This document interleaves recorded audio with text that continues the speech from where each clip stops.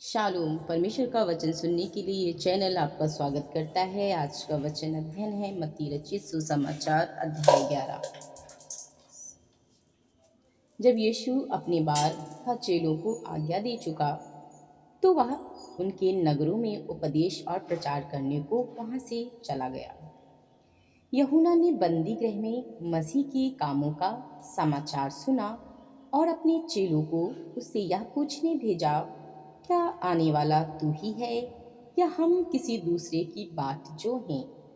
यीशु ने उत्तर दिया, जो कुछ तुम सुनते हो और देखते हो वह सब जाकर यूहन्ना से कह दो कि अंधे देखते हैं और लंगड़े चलते फिरते हैं, कोढ़ी शुद्ध किए जाते हैं और बहरे सुनते हैं, मुर्दे जिलाए जाते हैं और कंगालों को सुसमाचार सुनाया जाता है। और धन्य है वह जो मेरे कारण ठोकर ना खाए। जब वे वहां से चल दिए तो यीशु यूहन्ना के विषय में लोगों से कहने लगा, तुम जंगल में क्या देखने गए थे? क्या हवा से हिलते हुए सरकंडे को? फिर तुम क्या देखने गए थे? क्या कोमल वस्त्र पहने हुए मनुष्य को? देखो, जो कोमल वस्त्र पहनते हैं वे राजभवनों में रहते हैं। तो फिर क्यों गए थे? क्या किसी भविष्यवक्ता को देखने को? हाँ, मैं तुमसे कहता हूँ कि भविष्यवक्ता से भी बड़े को। यह वही है जिसके विषय में लिखा है, देख मैं अपने दूत को तेरे आगे भेजता हूँ जो तेरे आगे तेरा मार्ग तैयार करेगा।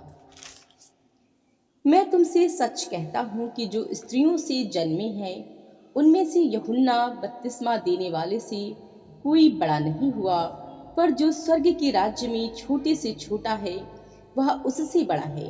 यूहन्ना बपतिस्मा देने वाले के दिनों में अब तक स्वर्ग के राज्य में बलपूर्वक प्रवेश होता रहा है और बलवान उसे छीन लेते हैं। यूहन्ना तक सारी भविष्यवक्ता और व्यवस्था भविष्यवाणियां करते रहे हैं और चाहो तो मानो कि एलियाह जो आने वाला था वह यही है। जिसके सुनने के कान हों वह सुन ले। मैं इस समय के लोगों की उपमा किससे दूं? वे उन बालकों के समान हैं जो बाजारों में बैठे हुए एक दूसरे से पुकार कर कहते हैं, हमने तुम्हारे लिए बांसुरी बजाई और तुम ना नाचे, हमने विलाप किया और तुमने छाती नहीं पीटी। क्योंकि यूहन्ना ना खाता आया ना पीता और वे कहते हैं उसमें दुष्ट आत्मा है। मनुष्य का पुत्र खाता पीता आया और वे कहते हैं, देखो पेटू और पियक्कड़, मनुष्य महसूल लेने वालों और पापियों का मित्र। पर ज्ञान अपने कामों से सच्चा ठहराया गया है। तब वह उन नगरों को उलाहना देने लगा जिनमें उसने बहुत से सामर्थ्य के काम किए थे, क्योंकि उन्होंने अपना मन नहीं फिराया था।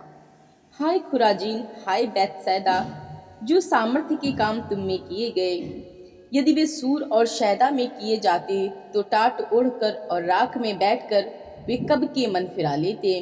परंतु मैं तुमसे कहता हूँ कि न्याय के दिन तुम्हारी दशा से शूर और सैदा की दशा अधिक सहने योग्य होगी। हे कफरनहूम, क्या तू स्वर्ग तक ऊंचा किया जाएगा? तू अधोलोक तक नीचे जाएगा। जो सामर्थ्य के काम तुझ में किए गए हैं यदि सदोम में किए जाते तो वह आज तक बना रहता।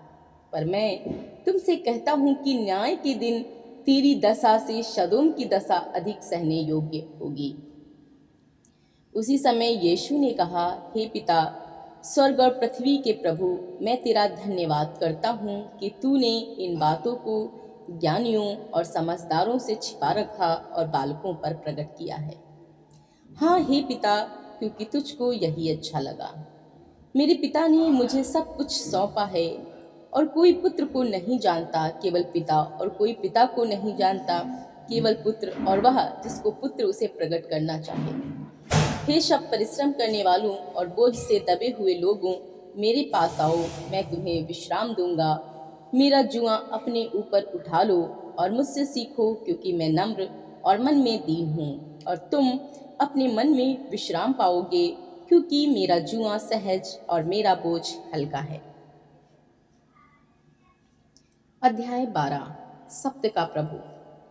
उस समय यीशु सप्त के दिन खेतों में से होकर जा रहा था और उसके चेलों को भूख लगी तो वे बालें तोड़ तोड़ कर खाने लगे। फरीसियों ने यह देखकर उससे कहा, देख, तेरे चेले वह काम कर रहे हैं जो सब्त के दिन करना उचित नहीं। उसने उनसे कहा, क्या तुमने नहीं पढ़ा कि दाऊद ने जब वह अपने उसके साथी भूखे हुए तो क्या किया? वह कैसे परमेश्वर के घर में गया और भेंट की रोटियां खाई, जिन्हें खाना ना तो उसे और ना उसके साथियों को, पर केवल याजकों को उचित था। या क्या तुमने व्यवस्था में नहीं पढ़ा कि याजक सब्त के दिन मंदिर में सब्त के दिन की विधि को तोड़ने पर भी निर्दोष ठहरती हैं? पर मैं तुमसे कहता हूँ कि यहाँ वह है जो मंदिर से भी बड़ा है। यदि तुम इसका अर्थ जानते, मैं दया से प्रसन्न होता हूँ, बलिदान से नहीं, तो तुम निर्दोष को दोषी न ठहराते। मनुष्य का पुत्र तो सब्त के दिन का भी प्रभु है।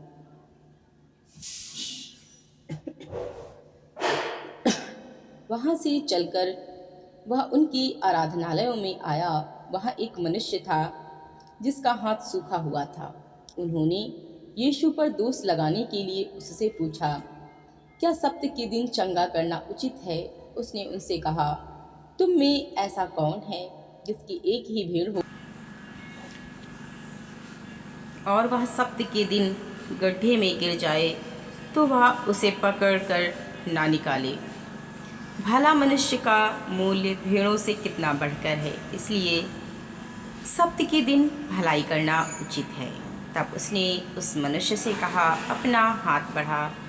उसने बढ़ाया और वह फिर दूसरे हाथ की तरह अच्छा हो गया। तब फरीसियों ने बाहर जाकर उसके विरोध में सम्मति की कि उसे किस प्रकार नष्ट करे। यह जानकर यीशु वहाँ से चला गया और बहुत लोग उसके पीछे हो लिए, और उसने सबको चंगा किया और उन्हें चिताया कि मुझे प्रकट ना करना, ताकि जो वचन यशायाह भविष्यवक्ता के द्वारा कहा गया था वह पूरा हो। देखो, यह मेरा सेवक है जिसे मैंने चुना है, मेरा प्रिय जिससे मेरा मन प्रसन्न है। मैं अपना आत्मा उस पर डालूंगा और वह अन्य जातियों का न्याय का समाचार देगा।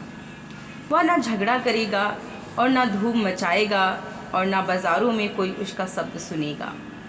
वह कुचले हुए सरकंडे को ना तोड़ेगा और धुआं देती हुई बत्ती को ना बुझाएगा, जब तक वह न्याय को प्रबल ना कराए और अन्य जातियां उसके नाम पर आशा रखेंगी। तब लोग एक अंधे गूंगे को जिसमें दुष्टात्मा थी उसके पास लाए, और उसने उसे अच्छा किया और वह बोलने और देखने लगा। इस पर लोग चकित होकर कहने लगे, क्या दाऊद की संतान है? परंतु फरीसियों ने यह सुनकर कहा, यह तो दुष्टात्माओं के सरदार बालजबूल की सहायता के बिना दुष्टात्माओं को नहीं निकालता। उसने उनके मन की बात जानकर उनसे कहा, जिस किसी राज्य में फूट होती है वह उजड़ जाता है, और कोई नगर या घराना जिसमें फूट होती है बना ना रहेगा। और यदि शैतान ही शैतान को निकाले तो वह अपना ही विरोधी हो गया है, फिर उसका राज्य कैसे बना रहेगा? भला यदि मैं शैतान की सहायता से दुष्ट आत्माओं को निकालता हूँ तो तुम्हारे वंश किसकी सहायता से निकालते हैं? इसलिए वे ही तुम्हारा न्याय करेंगे। पर यदि मैं परमेश्वर की आत्मा की सहायता से दुष्ट आत्माओं को निकालता हूँ तो परमेश्वर का राज्य तुम्हारे पास आ पहुँचा है।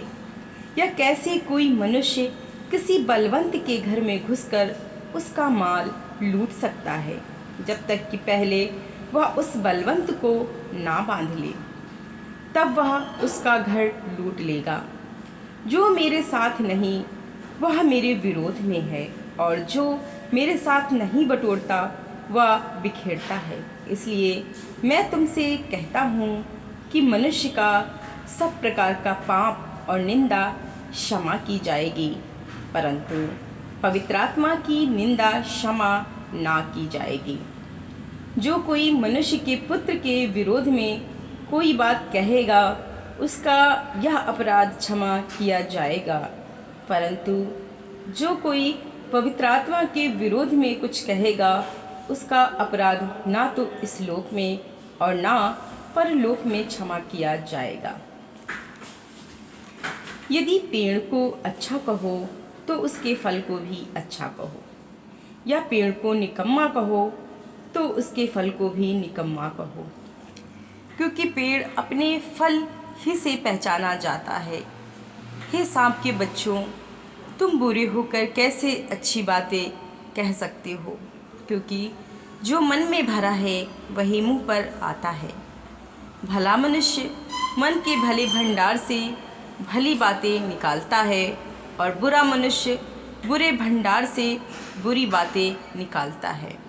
और मैं तुमसे कहता हूँ कि जो जो निकम्मी बातें मनुष्य कहेंगे, न्याय के दिन वे हर एक उस बात का लेखा देंगे, क्योंकि तू अपनी बातों के कारण निर्दोष और अपनी बातों ही के कारण दोषी ठहराया जाएगा।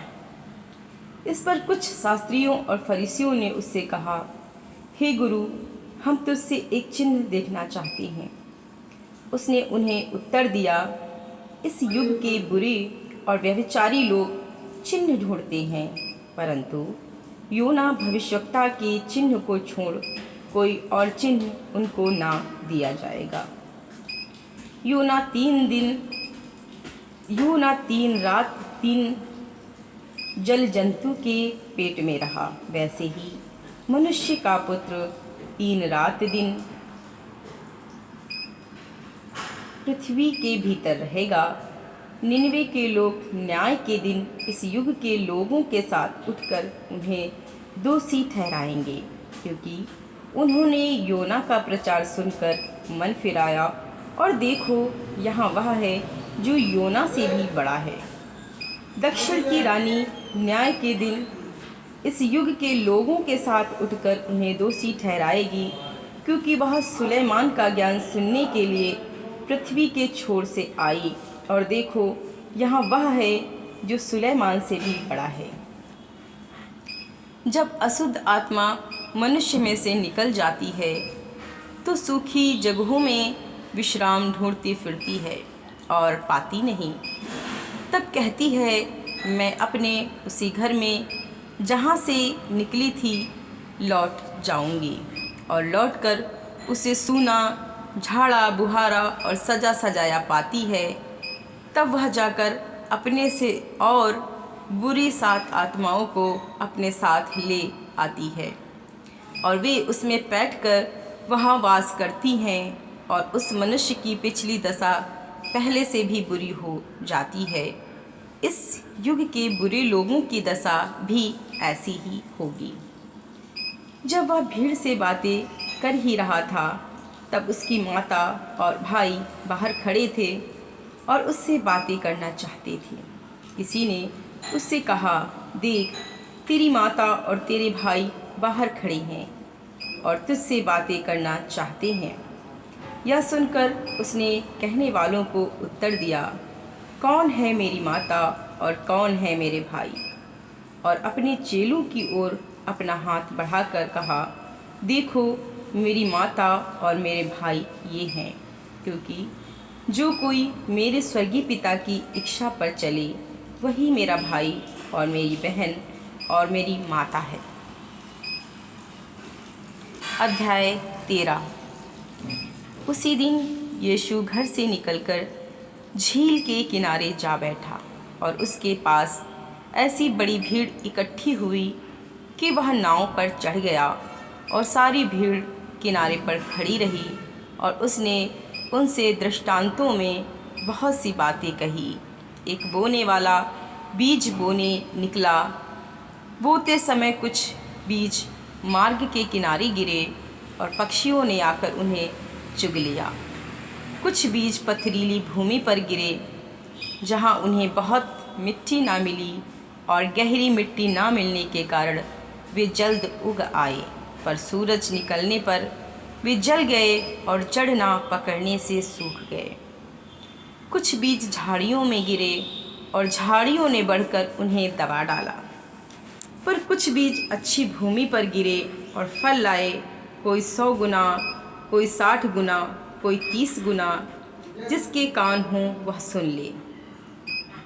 चेलों ने पास आकर उससे कहा, तू लोगों से दृष्टांतों में क्यों बातें करता है?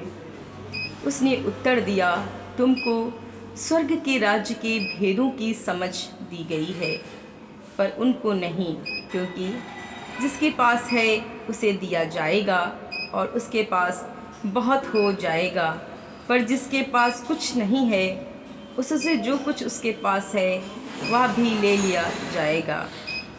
मैं उनसे दृष्टांतों में इसलिए बातें करता हूँ कि वे देखते हुए नहीं देखते और सुनते हुए नहीं सुनते और नहीं समझते, क्योंकि उनके विषय में यशायाह की यह भविष्यवाणी पूरी होती है, तुम कानों से तो सुनोगे पर समझोगे नहीं, और आँखों से तो देखोगे पर तुम्हें ना सूझेगा, क्योंकि इन लोगों का मन मोटा हो गया है और वे कानों से ऊंचा सुनते हैं और उन्होंने अपनी आँखें मूंद ली हैं। कहीं ऐसा ना हो कि वे आँखों से देखें और कानों से सुने और मन से समझें और फिर जाएं और मैं उन्हें चंगा करूं। पर धन्य है तुम्हारी आँखें कि वे देखती हैं और तुम्हारे कान कि वे सुनते हैं, क्योंकि मैं तुमसे सच कहता हूँ कि बहुत सी भविष्यवक्ताओं ने और धर्मियों ने चाहा कि जो बातें तुम देखते हो देखें पर ना देखी, और जो बातें तुम सुनते हो सुने पर ना सुनी। अब तुम बोने वाली के दृष्टांत का अर्थ सुनो। जो कोई राज्य का वचन सुनकर नहीं समझता, उसके मन में जो कुछ बोया गया है उसे वह दुष्ट आकर छीन ले जाता है। यह वही है जो मार्ग के किनारे बोया गया था, और जो पथरीली भूमि पर बोया गया यह वह है जो वचन सुनकर तुरंत आनंद के साथ मान लेता है, पर अपने में जड़ ना रखने के कारण वह थोड़े ही दिन का है, और जब वचन के कारण क्लेश या उपद्रव होता है तो तुरंत ठोकर खाता है। जो झाड़ियों में बोया गया यह वह है जो वचन को सुनता है, पर इस संसार की चिंता और धन का धोखा वचन को दबाता है और वह फल नहीं लाता।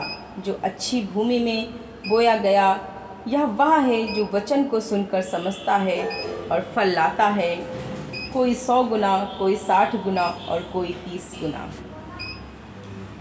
यीशु ने उन्हें एक और दृष्टांत दिया, स्वर्ग का राज्य उस मनुष्य के समान है जिसने अपने खेत में अच्छा बीज बोया, पर जब लोग सो रहे थे तो उसका शत्रु आकर गेहूं के बीज, जंगली बीज बोकर चला गया।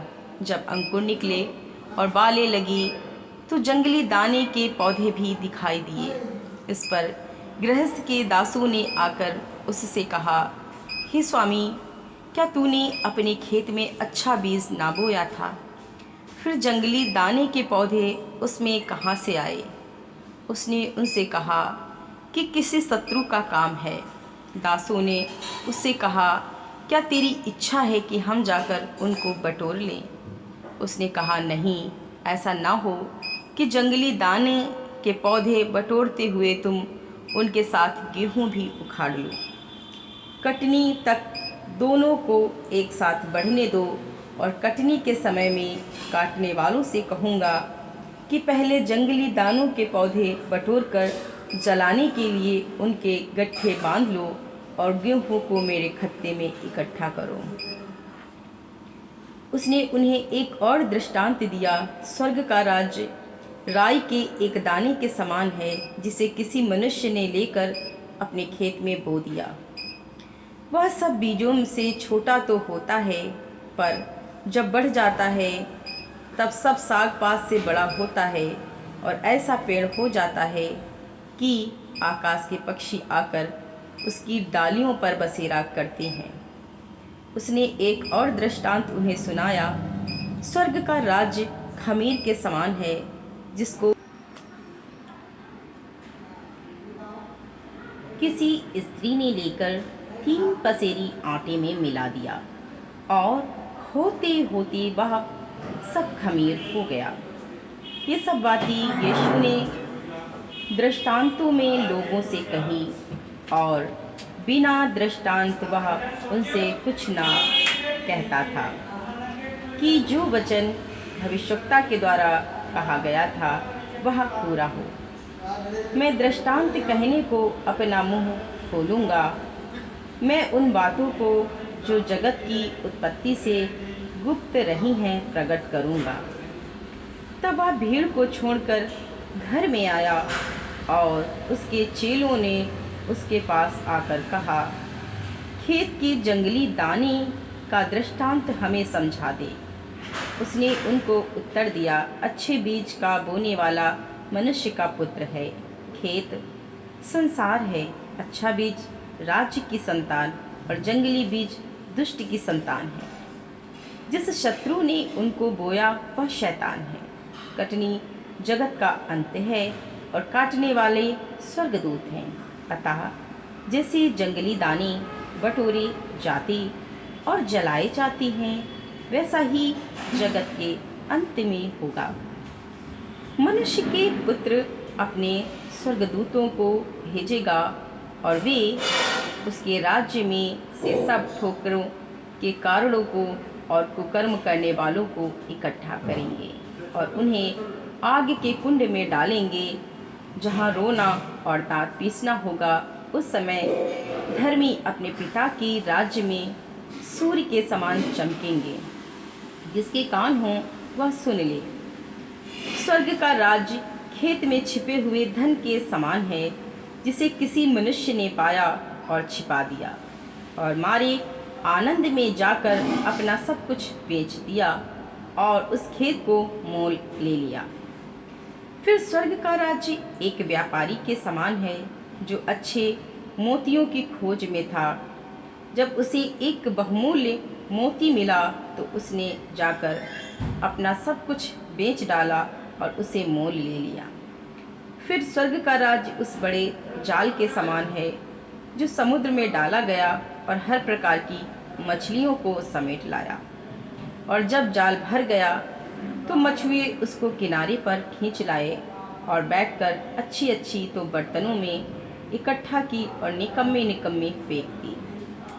जगत के अंत में ऐसा ही होगा। स्वर्गदूत आकर दुष्टों को धर्मियों से अलग करेंगे और उन्हें आग के कुंड में डालेंगे, जहाँ रोना और दांत पीसना होगा। क्या तुमने ये सब बातें समझी? उन्होंने उनसे कहा, हाँ। उसने उनसे कहा, इसलिए हर एक शास्त्री जो स्वर्ग के राज्य का चेला बना है, उस गृहस्थ के समान है, जो अपने भंडार से नई और पुरानी वस्तुएं निकालता है। जब यीशु ये सब दृष्टांत कह चुका तो वहाँ से चला गया और अपने नगर में आकर उनके आराधनालय में उन्हें ऐसा उपदेश देने लगा कि वे चकित होकर कहने लगे, इसको यह ज्ञान और सामर्थ्य के काम कहाँ से मिले? क्या यह बढ़ई का बेटा नहीं? और क्या इसकी माता का नाम मरियम और इसके भाइयों का नाम याकूब, यूसुफ और समौन और यहूदा नहीं? और क्या इसकी सब बहनें हमारे बीच में नहीं रहती? फिर इसको ये सब कहाँ से मिला? इस प्रकार उन्होंने उसके कारण ठोकर खाई। पर यीशु ने उनसे कहा, भविष्यवक्ता का अपने देश और अपने घर को छोड़ और कहीं निरादर नहीं होता।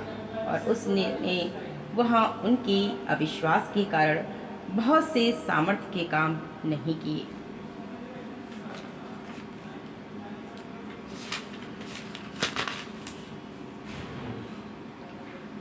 अध्याय 14।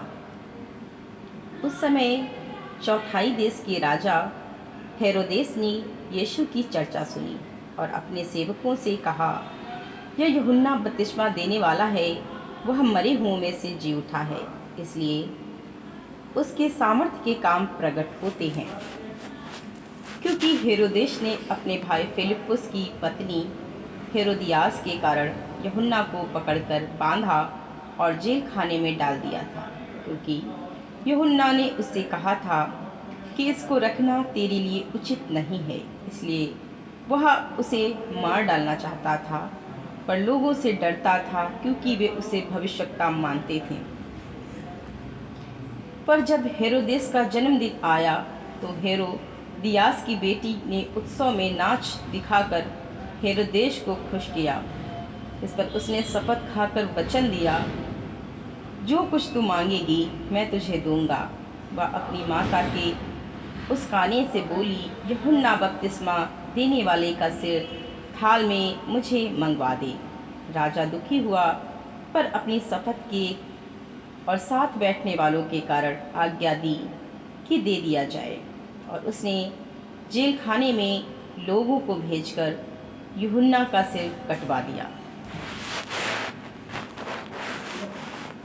और उसका सिर थाल में लाया गया और लड़की को दिया गया, जिसे वह अपनी माँ के पास ले गई। तब यूहन्ना के चेले आए और उसके शव को ले जाकर गाड़ दिया और जाकर यीशु को समाचार दिया। जब यीशु ने यह सुना तो वह नाव पर चढ़कर वहाँ से किसी सुनसान जगह को एकांत में चला गया। लोग यह सुनकर नगर नगर से पैदल ही उसके पीछे हो लिए।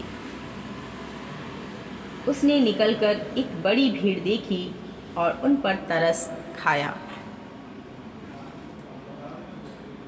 और उनके बीमारों को चंगा किया। जब सांझ हुई तो उसके चेलों ने उसके पास आकर कहा, यह सुनसान जगह है और देर हो रही है, लोगों को विदा किया जाए कि वे बस्तियों में जाकर अपने लिए भोजन मोल लें। पर यीशु ने उनसे कहा, उनका जाना आवश्यक नहीं, तुम ही इन्हें खाने को दो। उन्होंने उससे कहा, यहाँ हमारे पास 5 रोटी और 2 मछलियों को छोड़ और कुछ नहीं है। उसने कहा, उनको यहाँ मेरे पास ले आओ। तब उसने लोगों को घास पर बैठने को कहा और उन 5 रोटियों और 2 मछलियों को लिया और स्वर्ग की ओर देखकर धन्यवाद किया और रोटियां तोड़ तोड़ कर चेलों को दी, और चेलों ने लोगों को जब सब खाकर तृप्त हो गए तो चेलों ने बचे हुए टुकड़ों से भरी हुई 12 टोकरियां उठाई और खाने वाले स्त्रियों और बालकों को छोड़ 5000 पुरुष के लगभग थे। तब उसने तुरंत अपने चेलों को नाव पर चढ़ने के लिए विवश किया और वे उससे पहले पार चले जाए।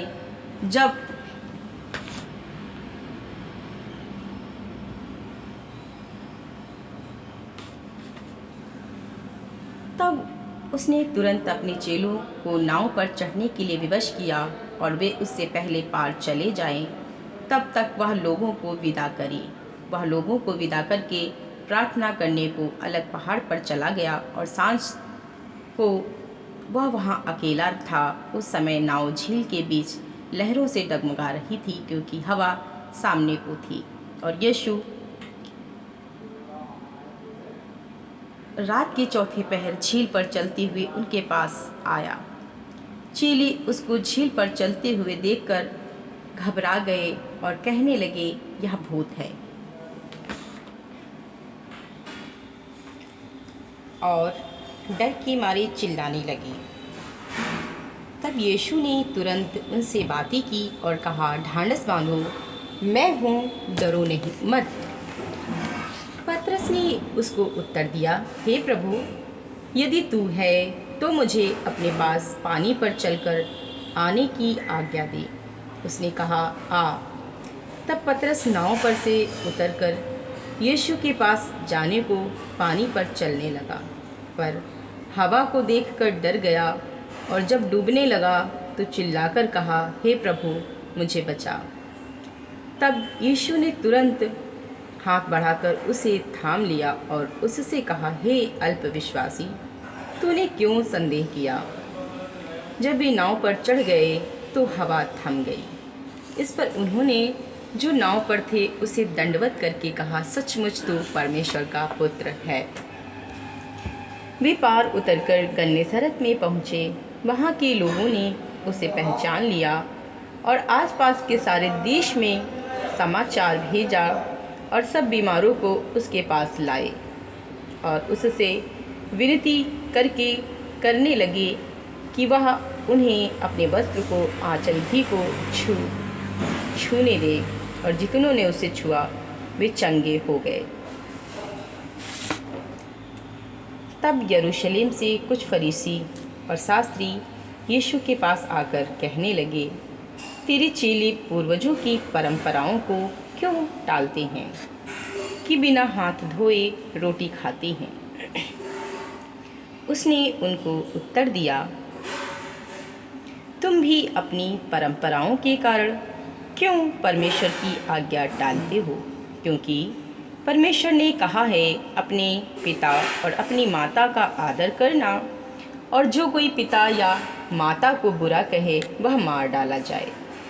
पर तुम कहते हो कि यदि कोई अपने पिता या माता से कहे, जो कुछ तुझे मुझसे लाभ पहुंच सकता था वह परमेश्वर को भेंट चढ़ाया जा चुका, तो वह अपने पिता का आदर ना करे।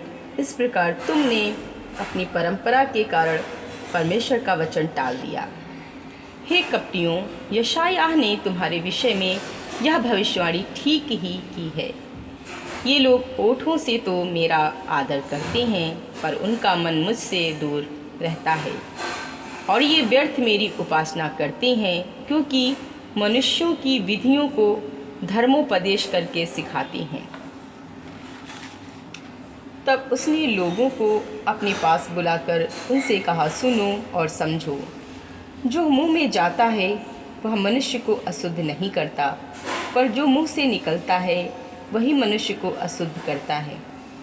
तब चेलों ने आकर उससे कहा, क्या तू जानता है कि फरीसियों ने यह वचन सुनकर ठोकर खाई। उसने उत्तर दिया, हर पौधा जो मेरे स्वर्गीय पिता ने नहीं लगाया उखाड़ा जाएगा। उनको जाने दो, वे अंधे मार्गदर्शक हैं, और अंधा यदि अंधे को मार्ग दिखाए तो दोनों ही गड्ढे में गिर पड़ेंगे। यह सुनकर पतरस ने उससे कहा, यह दृष्टांत हमें समझा दे। उसने कहा, क्या तुम भी अब तक ना समझ हो? क्या तुम नहीं जानते कि जो कुछ मुंह में जाता वह पेट में पड़ता है और संडास से निकल जाता है, पर जो कुछ मुंह से निकलता है वह मन से निकलता है, और वही मनुष्य को अशुद्ध करता है। क्योंकि बुरी विचार, हत्या, परस्त्री गमन, व्यभिचार, चोरी, झूठी गवाही और निंदा मन ही से निकलती हैं। ये ही हैं जो मनुष्य को अशुद्ध करती हैं, परंतु हाथ बिना धोए भोजन करना मनुष्य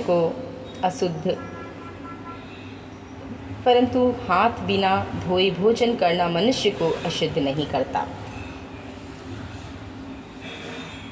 यीशु वहाँ से निकलकर सूर और शैदा के प्रदेश की ओर चला गया। उस प्रदेश से एक कनानी स्त्री निकली और चिल्लाकर कहने लगी, हे प्रभु, दाऊद की संतान, मुझ पर दया कर। मेरी बेटी को दुष्टात्मा बहुत सता रहा है। पर उसने उसे कुछ उत्तर ना दिया। तब उसके चेलों ने आकर उससे विनती की, इसे विदा कर, क्योंकि वह हमारे पीछे चिल्लाती हुई आ रही है।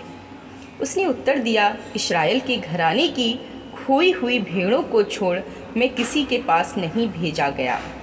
पर वह आई, यीशु को प्रणाम करके कहने लगी, हे प्रभु, मेरी सहायता कर।